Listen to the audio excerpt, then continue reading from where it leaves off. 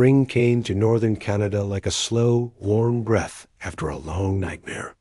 The snow began to melt, revealing the battlefield where humanity had won its greatest victory. Scattered across the landscape were thousands of pieces of alien equipment, frozen and abandoned.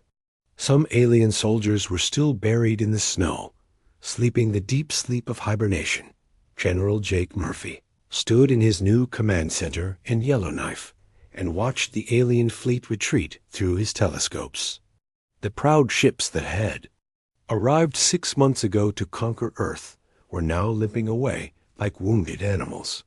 Many of them were damaged from the cold weather that had affected even their orbital systems. "Sir, we're receiving a transmission from the alien fleet," reported Lieutenant Amy Carter. "It's addressed to you personally." Jake nodded. "Put it on the main screen."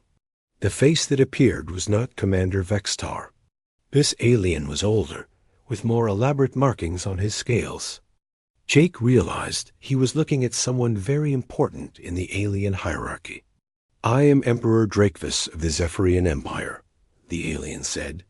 His voice was tired and defeated. "I speak for all Zephyrian people when I say that we recognize Earth as an unconquerable world.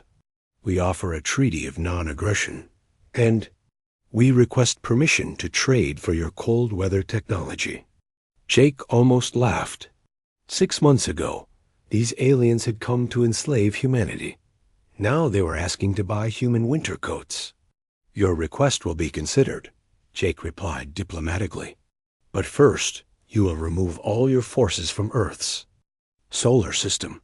Completely." "Agreed," the Emperor said quickly. We also ask for permission to recover our hibernating soldiers. They are not dead, only sleeping. When the weather warms, they will wake up." Jake looked at Colonel Ryan Bell, who was standing beside him. Ryan shrugged. "Fine by me, as long as they leave peacefully." "You may recover your soldiers," Jake told the Emperor. "But they leave Earth immediately. No exceptions." "Understood." "A.N.D. General Murphy?" "Yes. Your people fought with honor. We underestimated you greatly. This will not happen again." The transmission ended. Jake turned to Ryan and smiled. "I think that's the closest thing to an apology we're going to get."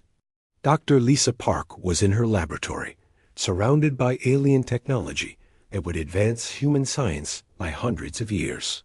But she wasn't thinking about the technology. She was thinking about what they had learned about themselves. "We didn't win because we were stronger," she told Jake when he came to visit her lab. "We didn't win because we were smarter. We won because we were home." "What do you mean?" Jake asked. "The aliens conquered 17 other worlds because those worlds couldn't fight back effectively.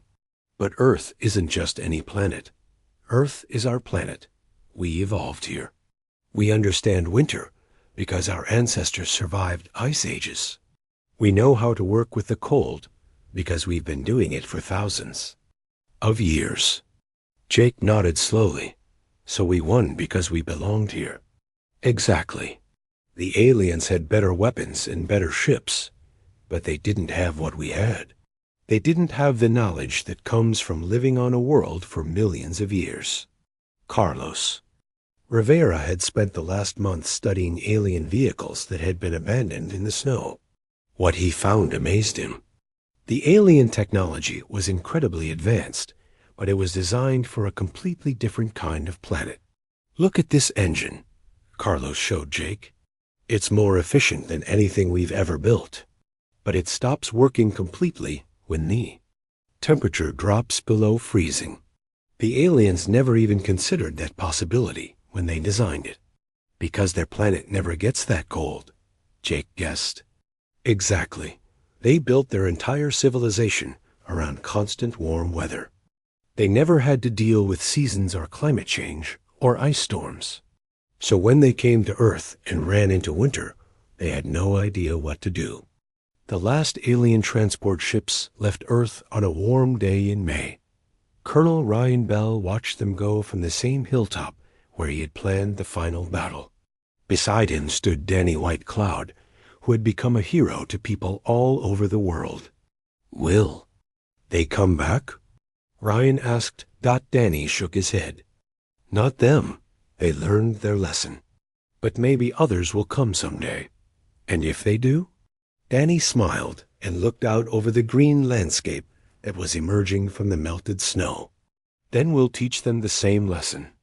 Earth takes care of her children, but she's not kind to invaders." Corporal Amy Johnson had become the most famous soldier on Earth. She had been offered jobs with every military in the world, but she turned them all down. Instead, she went back to Alaska and opened a school where she taught young people how to survive in extreme cold weather. "Why a survival school?" a reporter asked her during an interview. "Because the aliens won't be the last ones to underestimate winter," Amy replied. "Humans need to remember these skills too. We almost forgot how to live with the cold because our technology made life easy. But our ancestors knew things that saved our lives during the invasion." Amy was right. All over the world, humans began to rediscover old knowledge about surviving in harsh weather. Schools started teaching wilderness survival. Scientists began studying how indigenous peoples had lived in cold climates for thousands of years. Everyone wanted to learn what Danny White Cloud and his people had always known. Major Kate Foster was promoted to general and put in charge of Earth's new planetary defense force. Her first order was to establish permanent bases in the coldest places on Earth. If aliens ever invaded again, humanity would be ready to lead them into winter. "We're not doing this because we want to fight," Kate explained to the United Nations. "We're doing this because we learned something important. Earth itself is our greatest weapon. We just need to know how to use it." The alien soldiers who had been hibernating in the snow woke up as the weather warmed. Most of them were confused and scared. They had no memory of the terrible battles. All they knew was that they were on a strange, cold planet, far from home. Human soldiers helped load the awakening aliens onto transport ships. There was no fighting, no anger. The war was over. Both sides just wanted to go home. But one alien didn't leave with the others. Commander Vextar had requested permission to stay on Earth for a few extra days.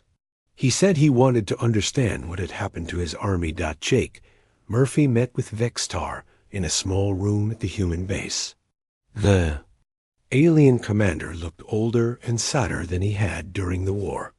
"I have conquered 17 worlds," Vextar said quietly. "I thought I understood warfare. I thought I understood conquest. But I understood nothing." "What do you mean?" Jake asked. "On other worlds, we fought armies. We fought weapons. We fought technology. But on Earth, we fought the planet itself." "How do you defeat a planet?" Jake considered the question carefully. "You don't. You learn to live with it, or you leave." Vextar nodded slowly. "My people will remember this lesson. We thought we were the masters of the galaxy because we had powerful weapons. But you showed us that there are forces more powerful than any weapon." "Like what?" "Like home. Like belonging. Somewhere. Like understanding the world you live in." Vextar stood up to leave. "Your people didn't just defend their planet, General. They became their planet. Winter flowed through your soldiers like blood through their veins. How can anyone fight that?" After Vextar left, Jake stood alone in the empty room and thought about everything that had happened. Humanity had won its first war against aliens, but they had won it by being more human than ever before. They had won by remembering who they were and where they came from. Dr. Lisa Park published a paper about the war that became the most important scientific document of the century. In it, she wrote, "The Zephyrian invasion taught us that advanced technology means nothing without environmental wisdom. The aliens lost because they tried to impose their way of life on our world. They never learned to listen to Earth. Humans won because we are Earth's children. We carry winter in our bones and summer in our hearts. We are not just living on this planet. We are part of this planet. Years later, when children studied the war in school, they learned about General Murphy's strategy and Dr. Park's weather machines. They learned about Colonel Bell's tactics and Amy Johnson's marksmanship. But most of all, they learned about Danny White Cloud's wisdom. Danny had said something during the war that everyone remembered. The land doesn't belong to us. We belong to the land. The aliens forgot that, and the land reminded them. Earth had defended itself through its children. Winter had fought beside humanity and won. And somewhere in the cold vacuum of space, the Zephyrian fleet carried a message. To every species in the galaxy, some worlds fight back. Some planets have children who will never surrender. Earth is one of those worlds. The invasion was over, but the lesson would last forever. Humanity had learned that their greatest strength wasn't their technology or their weapons. Their greatest strength was their home and their deep knowledge of how to survive in it. Winter had taught the galaxy that Earth's children were not to be underestimated. And Winter, like the humans it had helped to save, never forgot a lesson once learned. Commander Vextar stood in his command center and watched his army fall apart. The cold had become his enemy in ways he never imagined possible. His soldiers were dying not from human weapons, but from the weather itself. His mighty war machines were freezing into useless chunks of metal. "Sir, we have less than 10,000 effective troops remaining," reported his aide, Lieutenant Kikinar. The young officer's voice was shaking, but not from fear. He was shaking from the cold that was seeping through the walls of their supposedly heated command bunker. "Then we attack with 10,000, Vextar growled. "I will not be defeated by frozen water falling from the sky." But Vextar's pride was about to meet its match in Colonel Ryan Bell's careful planning. Ryan had spent 3 weeks turning the landscape into a death trap specifically designed for alien forces. Every path led to an ambush. Every open area was covered by hidden human soldiers. Every hill and valley had been prepared for one final devastating battle. "They're coming," Danny White Cloud said quietly. The indigenous guide stood next to Ryan on a hilltop, watching the alien forces move slowly through the snow below. About 8,000 of them, all walking together. Ryan nodded. The aliens had learned not to spread out, because small groups were too easy for human hunters to pick off. But walking together in one big group made them an even better target for what Ryan had planned. "Amy, are you in position?" Ryan spoke into his radio. "Ready when you are," came Amy Johnson's voice. She was hidden in a snow cave a mile away, with her rifle pointed at the alien formation. Amy had become the best sniper in human history during this war. No alien was safe when she had them in her sights. "Kate, how about your team?" "All set," Major Kate Foster replied. She had 60 soldiers positioned in the hills around the alien army. They were invisible under white camouflage, armed with weapons that Carlos Rivera had modified to work perfectly in extreme cold. "Danny, is the weather going to cooperate?" Danny White Cloud smiled. "The biggest blizzard of the winter is coming in about 2 hours. The spirits of winter are on our side today." Ryan looked down at the alien army struggling through the deep snow. Vextar was leading them personally, trying to inspire his troops to keep fighting. But Ryan could see that many of the aliens were barely able to walk. Their movements were slow and clumsy. Some of them kept falling down and having trouble getting back up. "Dr. Park, activate the weather machines," Ryan ordered, 3 miles away. Lisa Park pushed a series of buttons in her underground laboratory. Her weather control devices came to life all around the alien army. Within minutes, the temperature began to drop even more dramatically. It went from -60 degrees to -90 degrees in less than half an hour. The effect on the aliens was immediate and devastating. Hundreds of them simply stopped moving and fell into hibernation on the spot. Others began moving so slowly that they looked like they were underwater. Their weapons stopped working completely as the extreme cold drained all power from there. Energy cells. Vextar watched his army collapse around him and felt something he had never experienced before. Terror.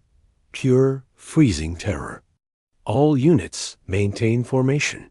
He screamed into his radio. But his radio was barely working. The cold had damaged the circuits. That's when Amy Johnson opened fire. Her first shot took down an alien officer who was trying to rally his troops.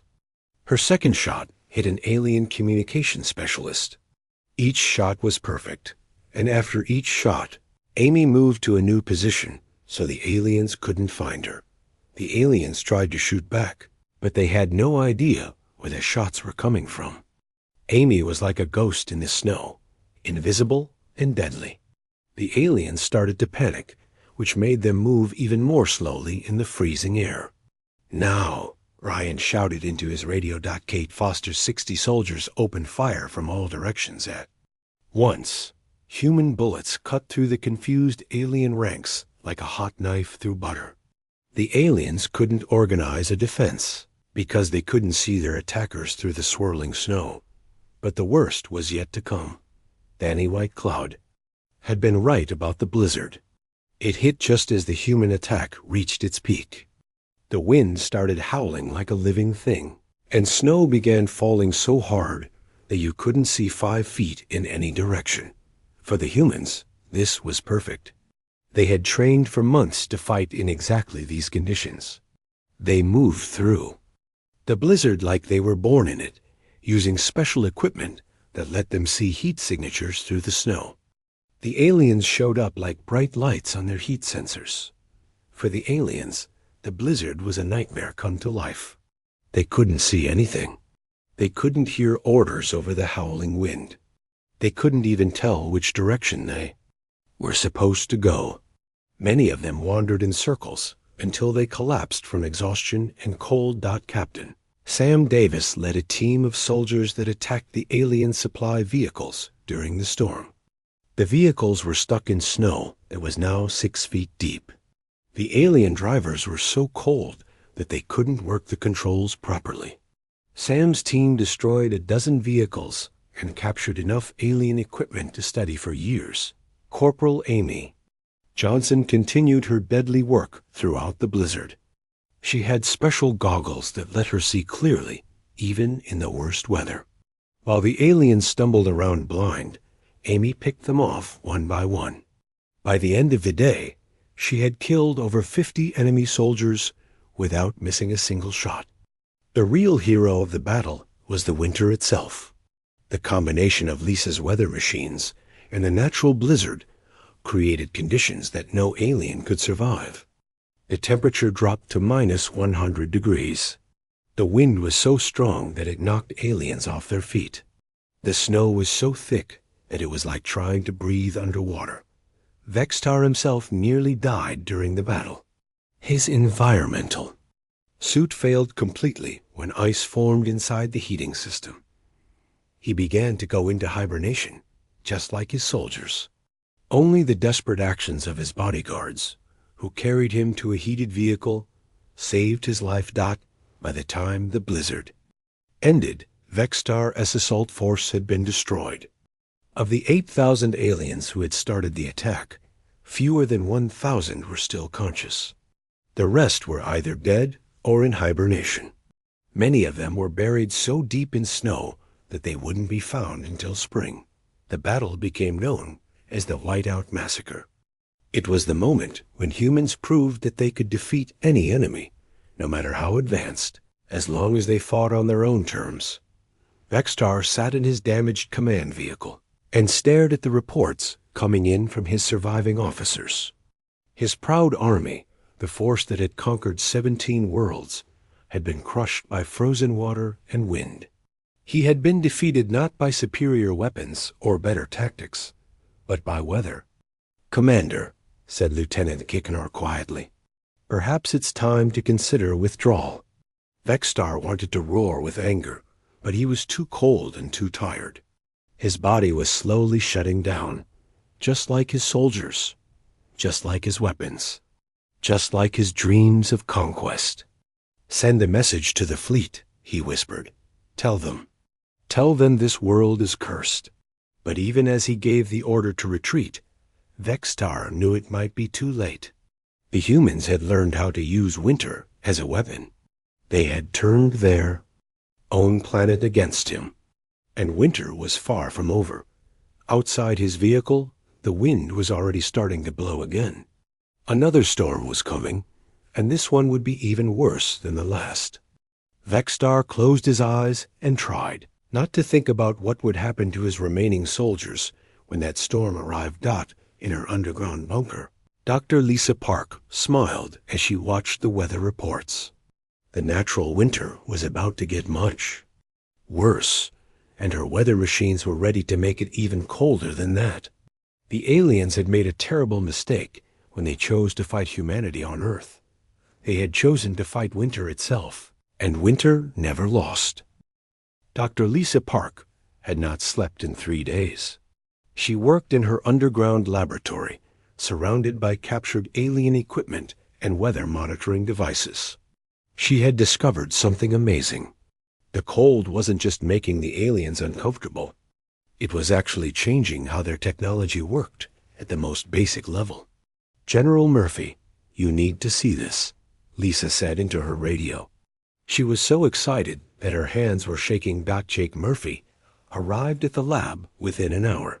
He found Lisa standing next to a strange machine that looked like a metal box with wires coming out of it. "What is it?" Jake asked. "It's a weather machine," Lisa said with a big smile. "I built it from alien technology and human computers. Watch this." Lisa pushed a button, and the machine hummed to life. Outside, the temperature began to drop. In just 10 minutes, it went from -30 degrees to -50 degrees. "You can control the weather?" Jake asked, not believing what he was seeing. "In a small area, yes. The alien technology uses energy in a way we never understood before. I figured out how to reverse it and use it to make things colder instead of warmer." Jake stared at the machine. "How much colder can you make it?" "Cold enough to stop alien technology completely. Cold enough to make them too slow to fight. Cold enough to win this war." While Lisa worked on her weather machines, engineer Carlos Rivera was solving a different problem. He was making human equipment work better in the extreme cold. Carlos had grown up in Alaska, and he knew that cold weather could break machines just as easily as it could break aliens. "The trick is not to fight the cold," Carlos explained to his team. "The trick is to work with it." Carlos redesigned human weapons so they would fire even when the temperature was below -60 degrees. He created new vehicles that could drive through snow that was deeper than a person was tall. Most importantly, he made communication equipment that would work even in the worst blizzard. Captain Sam Davis was about to put Carlos's new equipment to the test. Sam led a special team of 20 soldiers who were experts at fighting in winter conditions. Their mission was to capture an alien supply depot and steal as much enemy equipment as possible. The alien supply depot was located in a valley about 10 miles from the main alien base. It was guarded by 50 Zephyrian soldiers, but those soldiers were having problems. The cold weather was making them slow and clumsy. Their weapons took a long time to charge up, and their vehicles kept breaking down. Sam and his team approached the depot during another snowstorm. They moved like shadows through the blowing snow, completely invisible to the alien guards. The aliens were huddled inside their buildings, trying to stay warm. They had no idea that human soldiers were creeping closer every minute. "Remember," Sam whispered to his team over the radio, "we go in fast and quiet. Take everything we can carry, then get out before they know what hit them." The attack began at dawn. Sam's soldiers came from 4 different directions at once. They moved through the snow like they were dancing, while the aliens stumbled around like they were walking through mud. The battle was over in 15 minutes. The humans captured thousands of alien weapons, vehicles, and communication devices. More importantly, they captured something even more valuable: alien food supplies docked back at the human base. Dr. Lisa Park examined the alien food with great interest. What she found amazed her. "Look at this," she told General Murphy. "Their food is designed for hot weather. It freezes solid when the temperature drops below zero. The aliens can't eat it when it's frozen, and they don't know how to heat it up properly. So they're going hungry?" Murphy asked. "Worse than that, they're starving. Their bodies need a lot of energy to stay warm, but their food doesn't give them that energy when it's frozen." Murphy smiled grimly. "Good. Hungry soldiers don't fight very well." The alien commander Vexstar was learning this lesson the hard way. His troops were getting weaker every day. Many of them had stopped eating altogether because their frozen food was too hard to chew. Others were getting sick from trying to eat food that was half frozen and half rotten. "Commander, we have a problem," reported Captain Zektar, one of Vexstar's best officers. "Squad 15 has gone completely silent. We sent a patrol to check on them, but they found the entire squad in hibernation." "Hibernation?" Vexstar roared. "Soldiers don't hibernate. They fight. Sir, they couldn't help it. When Zephyrians get too cold, our bodies automatically go into hibernation mode. It's something we evolved to do millions of years ago, back when our planet had seasons." Vexstar felt his blood getting colder, and not just because of the weather. His own people's biology was working against him. Every time a soldier got too cold, they would fall asleep and not wake up until the weather got warmer. But the weather on this cursed planet never got warmer. Meanwhile, the human defenders were getting stronger. Ryan Bell had turned the entire region around Fort Churchill into a deadly maze. His soldiers had built ice walls that were too slippery for alien vehicles to climb. They had dug tunnels under the snow that allowed human troops to move around without being seen. Most cleverly of all, Ryan had positioned Lisa's weather machines in a circle around the alien base. Now he could make it even colder whenever the aliens tried to attack. When alien troops marched out to fight, the temperature would suddenly drop to minus 70 degrees. The aliens would become so cold that they could barely move, while the human soldiers, wearing proper winter clothing, could fight normally. Major Kate Foster discovered another advantage that humans had over the aliens. Human eyes worked perfectly in snow and blizzards, but alien eyes were designed for the bright, clear air of their desert planet. When snow started falling, the aliens became almost blind. "It's like they've never seen snow before," Kate reported to Ryan after a successful ambush. "They walk right into our traps because they can't see where they're going." Danny White Cloud was helping Kate's team set those traps. Danny knew every rock, tree, and hill in this part of Canada. He could predict exactly where the aliens would try to go, and he made sure that human soldiers were waiting there. "My grandfather used to hunt caribou in weather like this," Danny told Kate as they prepared another ambush. "He taught me that winter is not your enemy if you know how to listen to it." The aliens don't know how to listen. The aliens were also having trouble with something they had never encountered before: the aurora borealis, also known as the northern lights. The beautiful green and blue lights that danced across the sky were created by solar particles hitting Earth's magnetic field. But those same particles interfered with alien communication and navigation equipment. Corporal Amy Johnson used the northern lights to hide her heat signature while she hunted alien patrols. When the lights were dancing overhead, the aliens' sensors couldn't tell the difference between Amy and the electrical activity in the sky. She could get within 50 yards of enemy soldiers without being detected. Amy had become a legend among the human troops. She had killed over 100 aliens without being seen even once. The aliens were so afraid of her that they stopped sending out small patrols. They now traveled in large groups, but that just made them easier targets for human artillery. By the end of the second week, Vexstar's assault force was in serious trouble. He had started with 50,000 soldiers, but now he had fewer than 30,000 who were still able to fight. The rest were either dead, hibernating, or too sick from the cold to carry weapons. Request immediate reinforcements, Vexstar sent a message to his fleet in orbit.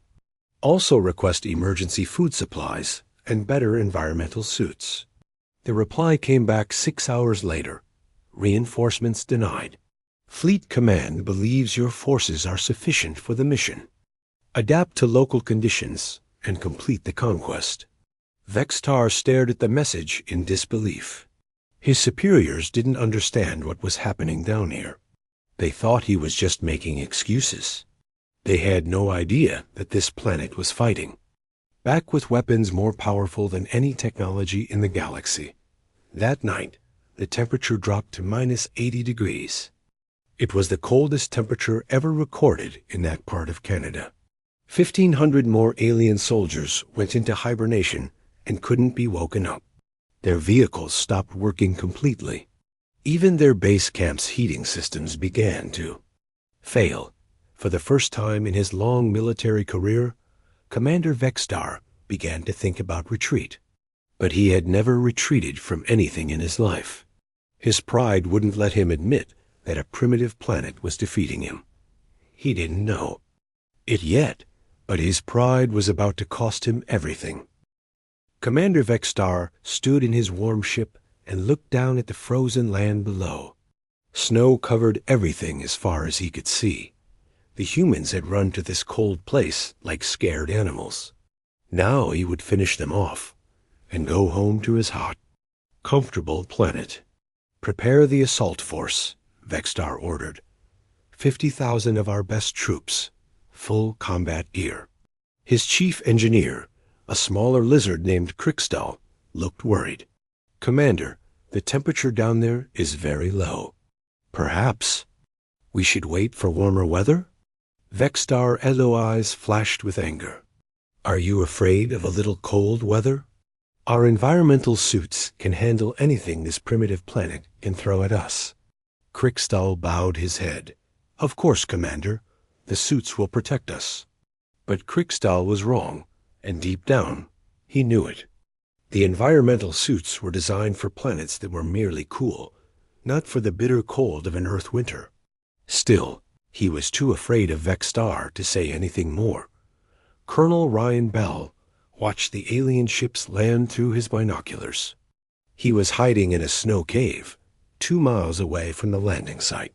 The aliens were setting up their base camp in an open field near Fort Churchill, Manitoba. It was one of the coldest places on Earth, and today it was -40 degrees. Ryan had been a soldier for 20 years. He had fought in deserts and jungles, but he had grown up in Minnesota. He knew cold weather better than most people. When General Murphy asked him to lead the defense of northern Canada, Ryan knew exactly what to do. Major Kate Foster, come in, Ryan spoke into his radio. I'm here, Colonel, came the reply from Kate's position 3 miles to the south. The aliens are landing, just like we thought they would.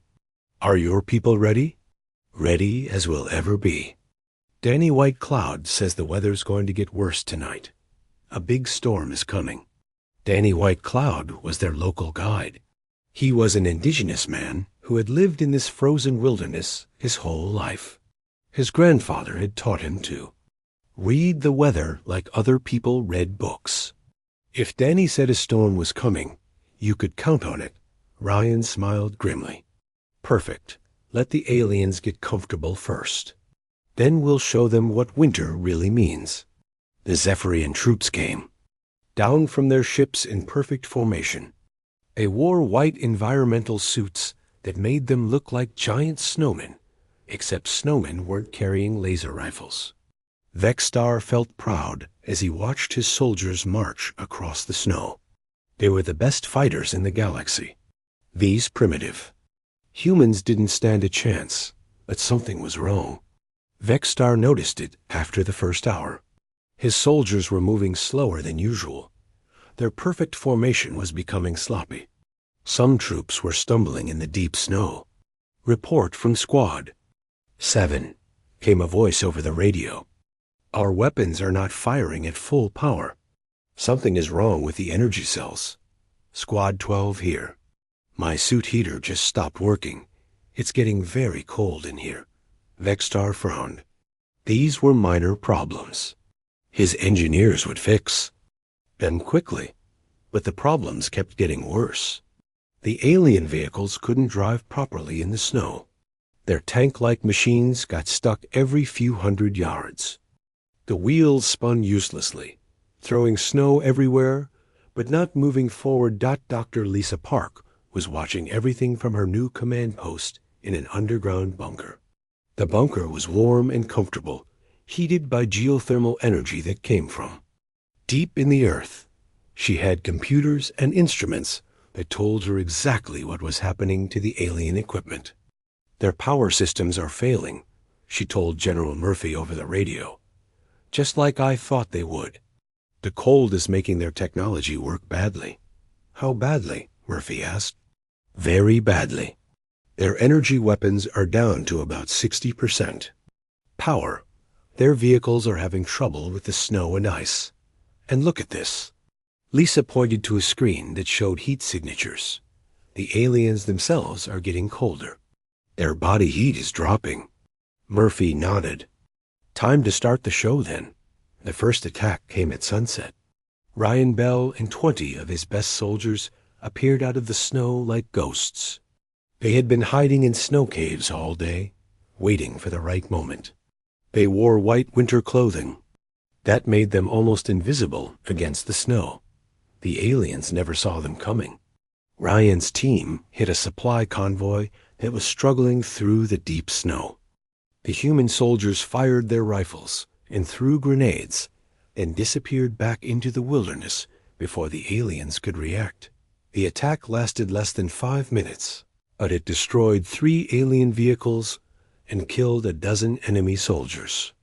More importantly, it showed the aliens that the humans weren't just running away. They were fighting back. Where did they come from? Vexstar demanded when he heard about the attack. My sensors didn't detect anything. The humans seemed to know how to hide in this environment, his aide replied. Our heat sensors can't tell the difference between humans and a natural background cold. Vexstar was beginning to feel something he had never felt before in 17 successful conquests. He was feeling worried that the second attack came at midnight. Major Kate Foster led 50 soldiers against an alien communications outpost. The aliens on guard duty were moving very slowly now. Their environmental suits were working, but barely. The extreme cold was making everything difficult. Kate's soldiers surrounded the outpost and attacked from all sides at once. The aliens tried to fight back, but their weapons were sluggish and their movements were clumsy. The humans moved through the snow like they were born to it, while the aliens stumbled and fell. When the smoke cleared, the communications outpost was destroyed. The aliens had lost contact with 3 of their forward units, but the worst attack came just before dawn. Danny White Cloud had been right about the storm. The wind started howling at 3 in the morning, and the temperature dropped another 10 degrees.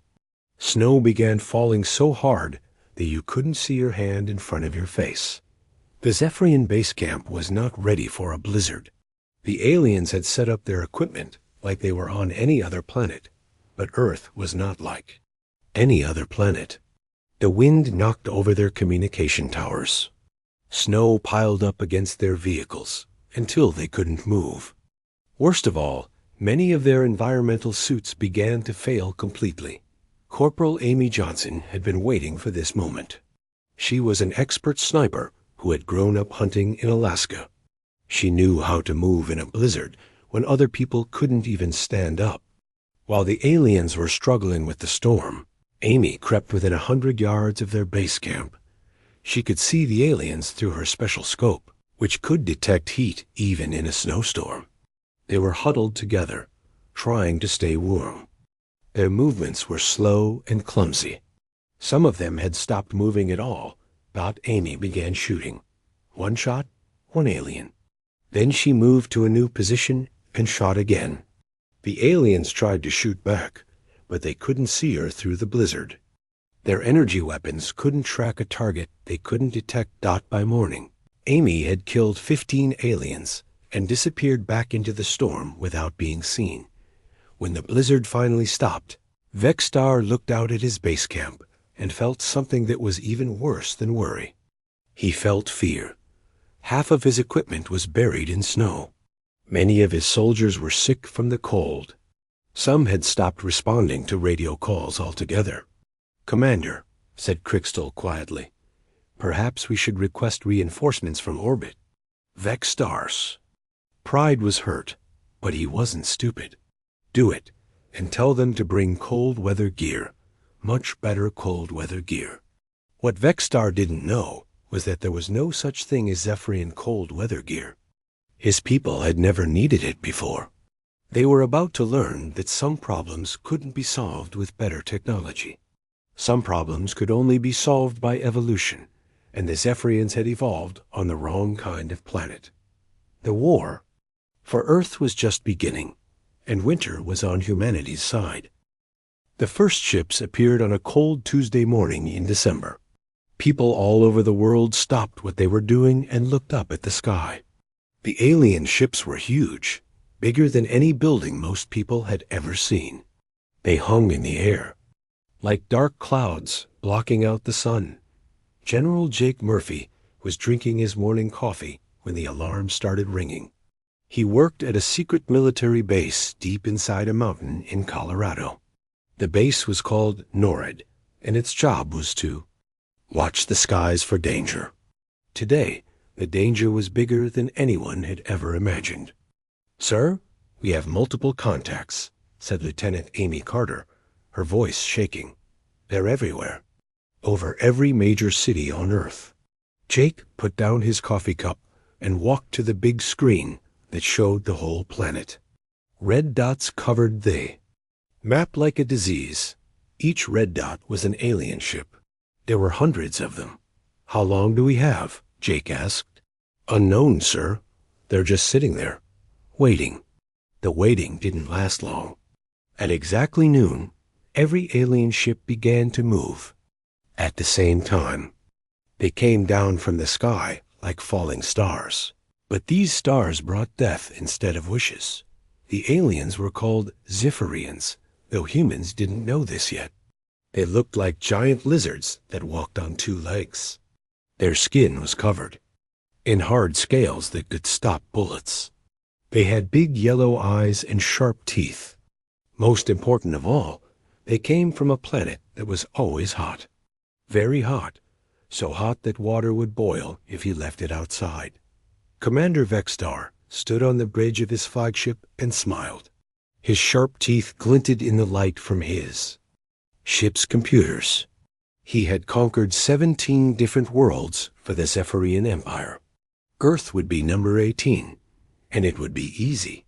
The humans had primitive weapons and no real army to speak of. This would be over in days. "Begin the attack," Vexstar ordered. His voice sounded like rocks grinding together. The first city to fall was Los Angeles. The alien ships shot beams of blue energy that cut through buildings like a hot knife through butter. Human tanks fired their biggest guns, but the shells bounced off the alien ships like raindrops. Fighter jets screamed through the sky, shooting missiles that did no damage at all. Jake watched the battle on his screens and felt sick. His best pilots were dying, and their weapons weren't even scratching the enemy. Los Angeles was burning. Soon, other cities would burn too. "Sir, we're getting reports from all over," said Sergeant Mike Davis. "New York is under attack. London is falling. Tokyo is surrounded." Jake closed his eyes for a moment. When he opened them, he had made a decision. "Get me Dr. Lisa Park on the radio," he said, "right now." Dr. Lisa Park was not a soldier. She was a scientist who studied aliens, even though she had never seen a real one before today. She worked at a university in Minnesota, where the snow was already 3 feet deep. When her phone rang, she was looking at pictures of the alien ships on the internet. Dr. Park, this is General Murphy. I need your help. General, I'm just a teacher. I don't know how to fight aliens. You know more about aliens than anyone else in this country. I'm sending a helicopter to pick you up. We need to figure out how to beat these things. Lisa looked out her window at the snow falling. I'm not sure I can help, but I'll try. The helicopter arrived an hour later. As Lisa flew over the frozen landscape of Minnesota, she saw something strange. There were no alien ships here. The invasion seemed to be avoiding the coldest parts of Earth. When Lisa arrived at NORAD, Jake showed her everything they knew about the aliens. The ships, the weapons, the battles that were already lost. But Lisa was more interested in where the aliens were not fighting. General, look at this map, she said, pointing at the screen. The aliens are attacking all the warm places. Los Angeles, Miami, Phoenix. But look up here. She pointed to Alaska, northern Canada, and Siberia. No aliens at all. Jake looked at the map. Lisa was right. The pattern was clear once you knew what to look for. What does that mean? Jake asked. I think they don't like the cold, Lisa said. Think about it. If they came from another planet, that planet might be very different from Earth. Maybe much warmer. Jake felt the first spark of hope he'd had all day. How cold does it need to be? I don't know yet, but I think I can find out. Over the next few days, the aliens won battle after battle. They took New York, Paris, and Rome. Millions of humans fled north toward the cold. The alien commander Vextar was pleased. The humans were running away, just like all the other species. He had conquered, but Lisa was working day and night in her new lab under the mountain. She studied every piece of alien technology the human army could capture. She noticed something important. The alien weapons worked perfectly in warm weather, but in the cold, they became slower and weaker. Jake, she said on the 4th day of the invasion, I think I know how to beat them. Tell me. We can't fight them with guns or bombs, but we might be able to fight them with winter. Jake looked at Lisa like she was crazy. Winter? The aliens are like big lizards, Jake. Lizards can't handle cold weather. It makes them slow and weak. I think these aliens have the same problem. So what do we do? Lisa smiled for the first time since the invasion began. We lead them into the coldest place on Earth and let winter do the fighting for us. Jake nodded slowly. It was a crazy plan, but it was the only plan they had. He picked up his radio and began giving orders. The human army would retreat to northern Canada, where the snow was deep and the temperature was far below freezing. Commander Vextar watched the humans run north and laughed. They were making his job even easier. Soon he would follow them with his best troops and finish this conquest once and for all. He had no idea that he was about to make the biggest mistake of his very long life.